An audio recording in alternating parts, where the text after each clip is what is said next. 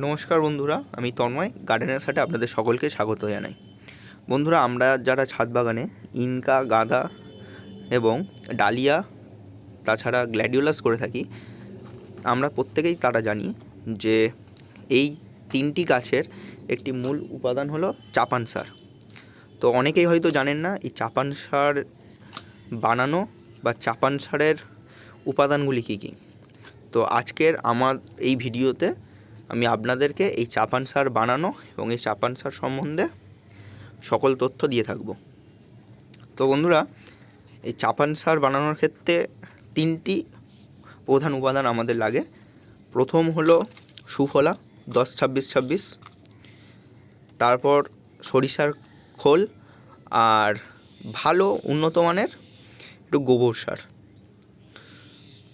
এই গোবর সারটা একটু খেয়াল রাখবেন যাতে একটু গোবর সারটা গুঁড়ো করা থাকে এবং এর মানটা যাতে একটু ভালো হয়। তো এরপর আমি বলি আপনাদেরকে রেশিও, তো কী রেশিওতে এই উপাদানগুলোকে আমরা মেশাবো।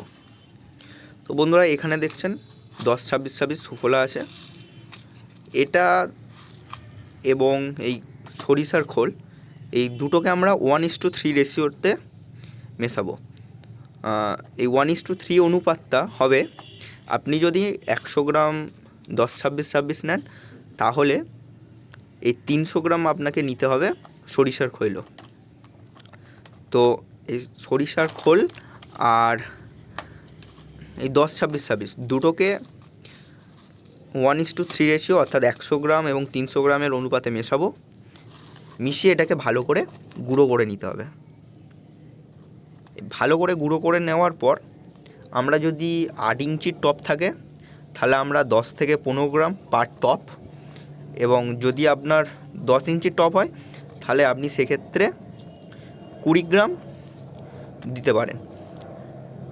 এবার আমরা এর প্রয়োগটা কী করে করব, গাছের গোড়া থেকে দূরে আমরা এইগুলোকে দেব ছড়িয়ে। দেওয়ার পর এই যে দেখুন কোয়ালিটিটা দেখুন, এই গোবর সার আমরা 1/2 ইঞ্চি থেকে 1 ইঞ্চি পর্যন্ত গাছের টবে চাপা দিয়ে দেবো। অর্থাৎ এই যে গুঁড়োটা আমরা বানাবো মিশ্রণটা, এটা 10-15 গ্রাম 8 ইঞ্চির টব হলে দেবো, বড় টব হলে 10 ইঞ্চির তাহলে 20 গ্রাম দেবো। দেওয়ার পর আমরা গোবর সার নিয়ে তার উপর চাপিয়ে ঢাকা দিয়ে দেবো। প্রথম দিন যদি আমাদের জল লাগে তাহলে আমরা জল দেব, যদি জল না লাগে তাহলে পরের দিনে আমরা কি করব, গাছের টবকে পুরোপুরি মাটিটা শুকানোর পর পুরো টব ভিজিয়ে দেবো জল দিয়ে। এই চাপান সার দেওয়ার পর খেয়াল রাখবেন যাতে গাছে আর কোনো রকমভাবে খোল জল না পড়ে। মনে রাখবেন শুধুমাত্র সাদা জল চলবে, তারপর গাছে এই সাদা জল ছাড়া আর কিচ্ছু আমরা গাছে দেব না। আমাদের গাছ অত্যন্ত ভালো হবে এবং একটু দেখবেন ভালো যাতে গুঁড়ো হয়। দেখুন এই গোবর সারটা দেখুন পুরো মিহি, কিন্তু যে বালি চালনা থেকে আমি কিন্তু চেলে রেখে দিয়েছি, পুরো সুন্দর পিওর গোবর সার, পরিষ্কার। এই গোবর সারই ইউজ করবেন, আপনারা পেয়ে যাবেন দোকানে। আর এইগুলো তো আপনাদের হাতের কাছে যে কোনো সারের দোকানেই পেয়ে যাবেন, অসুবিধা নেই। তবে খেয়াল রাখবেন কি, প্রথম দিন পুরো টব ভেজানোর পর কিন্তু আমরা কোনো রকমভাবে ডিএপি বা সরিষার খোল পচানো জল আমরা দেব না। আর জল যখন দেব আমরা কিন্তু একটু নির্দিষ্ট পরিমাণে ভেবেচিন্তে দেখে শুনে দেবো, যাতে ওভারফ্লোয়িং না হয়। তারপরে গাছের প্রথম দিন ওভারফ্লোয়িং হবে, তারপর থেকে আমি গাছকে পরিমাণ মতো বুঝে সুঝে জল দেবো। এরপরে এই চাপান সার দেওয়ার পর কিন্তু অত্যন্ত গুরুত্বপূর্ণ এই জল দেওয়াটা,